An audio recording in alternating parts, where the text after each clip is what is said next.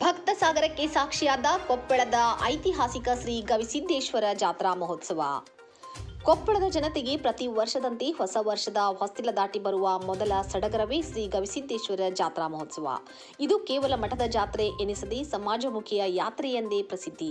ಇಂಥ ವೈಭವದ ಜಾತ್ರೆಯ ಮಹಾರಥೋತ್ಸವ ಸೋಮವಾರ ಸಂಜೆ ಅದ್ದೂರಿಯಾಗಿ ನೆರವೇರಿತು.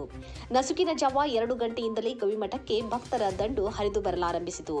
ಭಕ್ತರ ಹಸಿವು ನೀಗಿಸಲು ದಾಸೋಹದ ವ್ಯವಸ್ಥೆ ಅಚ್ಚುಕಟ್ಟಾಗಿದ್ದರಿಂದ ಜನರು ಮಠದ ಸುತ್ತಮುತ್ತ ಇರುವ ಜಾತ್ರೆಯ ಸಡಗರವನ್ನು ಸಂಜೆಯವರೆಗೆ ಕಣ್ತುಂಬಿ ಕೊಂಡು ರಥೋತ್ಸವದ ಬಳಿಕ ಭಕ್ತಿ ಭಾವದಿಂದ ಮನೆಗೆ ಮರಳಿದರು. ಮಠದ ಸುತ್ತಲೂ ಪೊಲೀಸ್ ಬಿಗಿ ಬಂದೋಬಸ್ತಿದ್ದು ಸಂಚಾರ ದಟ್ಟಣೆ ಉಂಟಾಗದೆ ಜನಸಂಚಾರ ಸುಗಮವಾಗಿತ್ತು. 3 ದಿನಗಳ ಕಾಲ ಮಠದ ಸುತ್ತಲೂ ಈ ವಾತಾವರಣವನ್ನೇ ಕಾಯ್ದುಕೊಳ್ಳಲಾಗುತ್ತದೆ. ಗವಿಸಿದ್ದೇಶ್ವರ ಮಹಾರಾಜ್ಗೆ ಜೈ.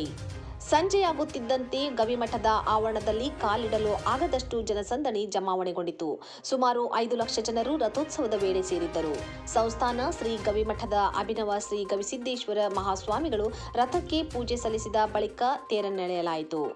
ಉತ್ತತ್ತಿ, ಬಿಲ್ಪತ್ರೆ, ಬೇಡವೆಂದರೂ ಬಾಳೆಹಣ್ಣು, ನಾಣ್ಯಗಳನ್ನು ತೇರಿನತ್ತ ಎಸೆದು ನಿಷ್ಕಲ್ಮಶ ಭಕ್ತಿ ಮೆರೆದು ಜನ ಪುನೀತರಾದರು.